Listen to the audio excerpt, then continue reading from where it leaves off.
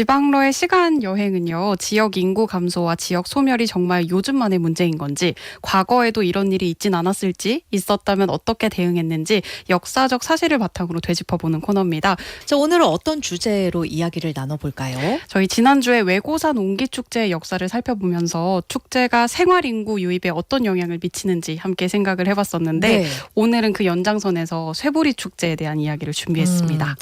지역 고유의 자원을 어떻게 살리느냐에 따라서 사람을 끌어당기는 그런 힘이 생기고, 그게 장기적으로 봤을 때는 결국에는 지역 소멸을 막을 수 있는 방법이 될 수도 있다. 이런 네. 점에 대해서 지난주에 말씀을 나눴었는데, 그러고 보면 쇠보리 축제 같은 경우에도 울산에 진짜 오래된 역사와 관련이 있는 거잖아요. 네, 쇠보리 축제가 열리는 울산 북구 달천은요, 무려 2000년 전부터 철을 생산해온 철의 고장입니다. 예. 이 쇠보리라는 이름도 경상도 말로 쇠를 부리다. 그러니까 철광석이나 토철을 녹이고 다듬는 이런 전통 제철 작업을 뜻하거든요. 오. 축제는 이런 제철 기술을 재조명하고 또 지역의 정체성을 살리기 위해서 시작이 됐습니다. 기원전 25년쯤입니다. 그래서 한반도에서는 삼한시대가 막바지로 접어들 무렵이고요.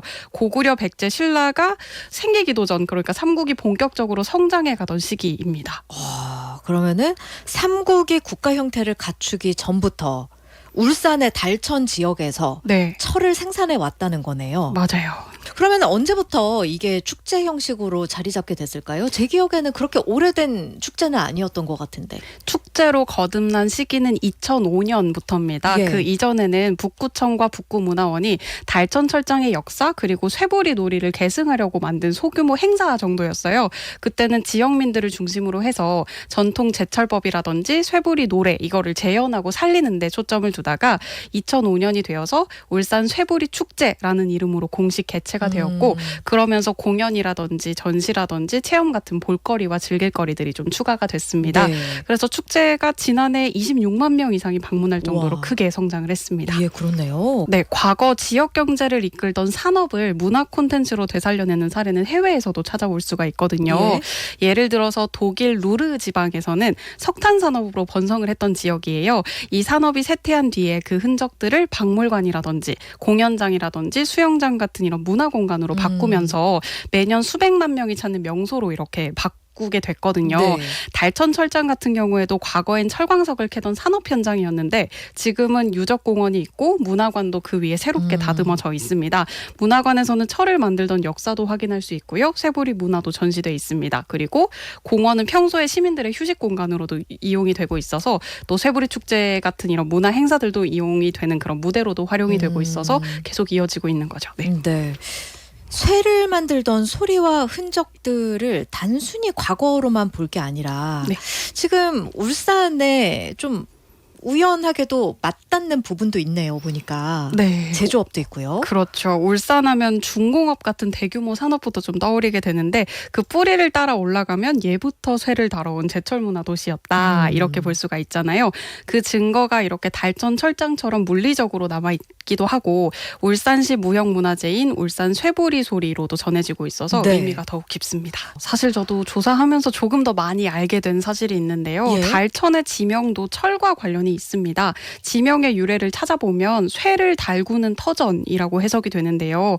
이 명칭이 조선의 4대 왕 세종 시기부터 활용된 것으로 알려져 있습니다. 예. 실제로 15세기에 편찬된 그 세종실록 지리지, 이게 지역의 정보나 특징이 실려 있는 책인데요. 네. 철장은 군 북쪽 달천리에 있으니 백동철, 수철, 생철이 생겨난다. 생철이 나고 있다. 이렇게 적혀 있습니다. 그러면 조선시대 때도 그 명성이 있었던 모양이네요. 네, 1452년 세종실록 지리지 기록을 조금 더 들여다보면요. 달천에서 생산된 철 12,500근이 국가에 수납되었다. 이렇게 기록이 되고 있습니다. 예. 조선에서 철은 국가의 군사력과 경제력에 큰 영향을 미치는 요소여서 철을 생산해내는 지역이 국가관리 지역이기도 했어요. 오. 그래서 일종의 세금처럼 이렇게 철을 바쳤는데 있었는데요. 이 당시에는 영남, 호서, 호남, 강원 그러니까 거의 전국적으로 철을 생산을 해내긴 했지만 달천이 그중에서 가장 많은 철을 생산하고 국가에 납부한 지역으로 알려져 있습니다. 그때 당시에도. 네. 그럼 12,500근이라고 네. 하면 사실 이게 가늠이 안 되잖아요. 네. 어느 정도 되는 양이에요?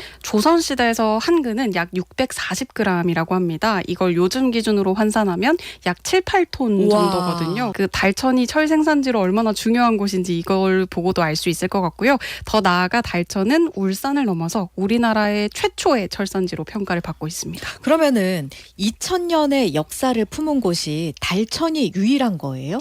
달천만큼 오랫동안 철을 생산한 지역은 또 있습니다. 경주 황성동 유적은 삼국시대 초기 그러니까 기원전 1세기에서 기원 후 3세기에 대규모 제철 유적으로 알려져 있고요. 네. 여기는 신라 철 생산을 보여주는 대표적인 유적지로도 알려져 있습니다. 그 외에도 진천의 석장리, 화성의 기안리도 비슷한 시기부터 철을 생산해냈다. 고대 제철 유적지다. 이렇게 알려져 있습니다. 그런데 여기서 달천이 특별한 이유는 한반도에서 가장 오래된 철광석 채굴 유적이라는 점입니다. 2008년 고고학 발굴 결과로 밝혀진 내용이에요. 오. 네, 그러니까 철을 만들어내는 것뿐만 아니라 철의 재료까지도 이렇게 광석을 그야말로 캐냈던 흔적도 있었다는 거잖아요. 네, 온전히 철 생산을 했던 흔적들을 모두 발견할 수 있는 곳은 와. 달천뿐인 거죠. 네. 유일하게. 그 달천 일대 같은 경우는 철 함량이 60%에 달하는 고품질 철광석이 많이 매장된 지역이었는데요. 네. 특히 이 철광석 같은 경우에는 지표에 드러나 있었기 때문에 오. 사람들이 쉽게 체크할 수 있었다고 합니다. 그 달천에서 생산된 철 같은 경우는 비소 함량이 높다는 특징이 있는데 경주 황성동 제철 유적에서 나온 철하고도 성분이 비슷하다고 해요. 그래서 학계에서는 달천에서 채굴된 철광석이 인근 지역의 제철 원료도 쓰였다 이렇게 보고 있고요. 울산과 주변 지역에서는 100여 곳 이상 관련 유적이 발견이 되고 있습니다. 아무래도 울산 같은 경우에는 신라에서 수도 경주와 굉장히 가까운 지역이잖아요. 네. 그러면은 이렇게 철이 생산될 수 있었던 거는 신라가 성장하는 데 있어서도 아주 큰 영향을 미쳤겠어요. 맞습니다. 신라는 달천 철장에서 생산된 철로 무기와 도구를 만들어서 국가도 지키고 생업도 꾸릴 수 있었습니다. 4세기부터 7세기까지 철을 바탕으로 세력을 확장해 가면서 삼국 통일을 이끌기도 하고요. 달천은 제철지를 넘어서 그 생산된 철을 마한, 동해, 외 같은 이렇게 인접 지역으로 공급하는 지역이기도 했습니다. 그래서 경제적 기반까지 갖춘 곳이기도 했거든요. 이 내용이 고대 중국 사서인 후한서에도 나온다고 해요. 중국 역사서에 나오는 거군요. 네, 진한이라고 해서 신라의 전신이 철을 대량으로 생산해서 주변 나라에 수출했다. 이런 기록이 나와 있다고 합니다. 그래서 삼한시대부터 조선에 이르기까지 이렇게 달천에서 생산된 철이 신라의 문화와 경제 발전에도 장기적으로 큰 영향을 미쳤다. 이렇게 보고 있습니다. 사실 오늘날 철을 생산해내는 그런 장면은 뉴스나 TV 프로그램을 통해서 용광로에서 뭔가를 끓여가지고 압축해낸 다음에 이런 게 있는 거잖아요. 그런데 네. 기원전이잖아요. 맞아요. 그때 그 당시에는 철을 어떻게 생산해냈을까요?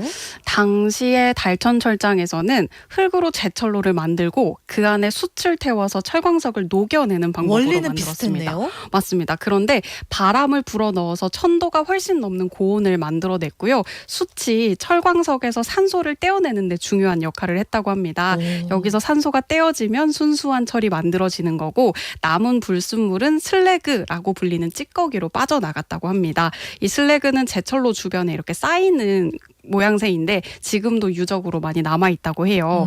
달천 같은 경우는 숲이 울창해서 숯도 쉽게 구할 수가 있었고 하천도 가까운 지역이라서 제철 작업에 매우 유리한 환경이었다고 합니다. 그렇군요.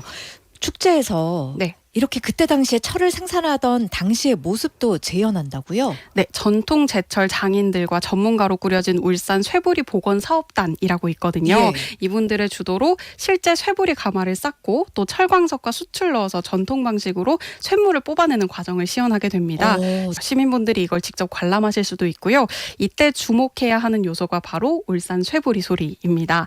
이거는 2019년 울산시 무형문화재로 지정된 당시 제철 현장의 삶이 담긴 노래인데요. 네. 현존하는 노동요 중에서 유일하게 철 생산에 대한 내용을 다룬 노래고요.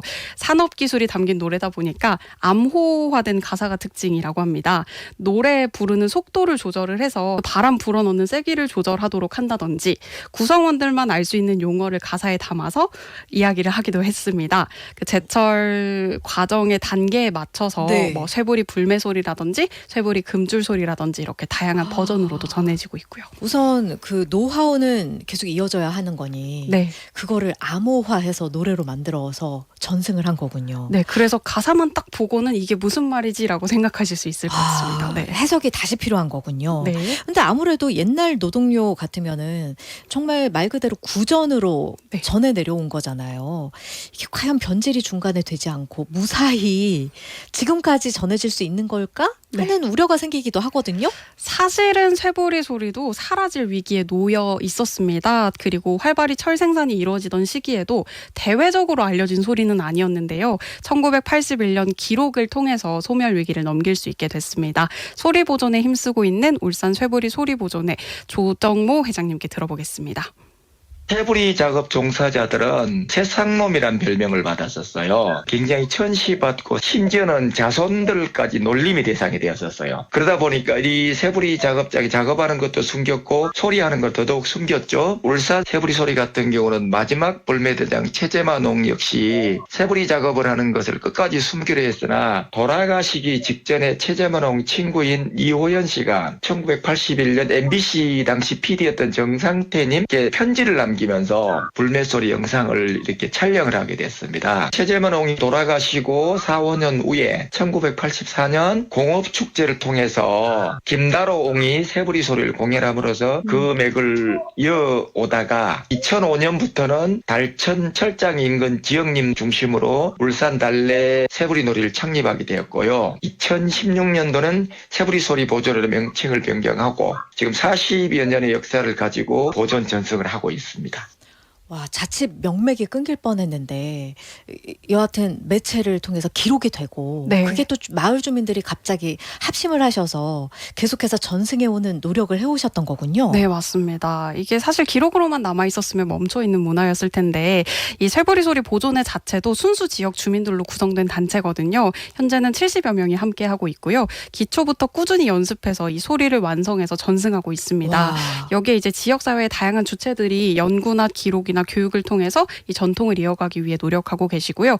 지금은 국가무형문화재 등록을 목표로 노력하고 있는데 문화를 이어갈 사람하고 이 사람들을 모실 전수관이 지금 없어서 이걸 갖는 게 소원이라는 말씀도 해주셨습니다. 더 많이 오랫동안 전승이 돼야 할 텐데요. 네. 그리고 또 한편으로는 이렇게 오랜 전통을 계속해서 품고 마을 주민들이 직접 노력하고 계시는 거잖아요. 네. 이런 도시에 살고 있다는 것도 뿌듯한 지점이기도 해요. 울산이 앞으로도 계속해서 이런 전통적인 역사를 계속해서 지켜나가면서 성장할 수 있는 그런 자산으로 삼았으면 좋겠습니다. 네, 오늘은 철의 도시 울산의 과거와 현재를 따라가면서 이 그 산업도시 울산의 의미를 다시 한번 또 새겨봤는데요. 다음 시간에는 또 다른 울산의 얼굴을 좀 들여다보려고 합니다. 그 반려동물 친화도시 울산이라는 주제로 반려동물과 사람의 오래된 역사 그리고 지금 우리가 살아가는 방식에 대해서 이야기를 나누도록 하겠습니다. 알겠습니다.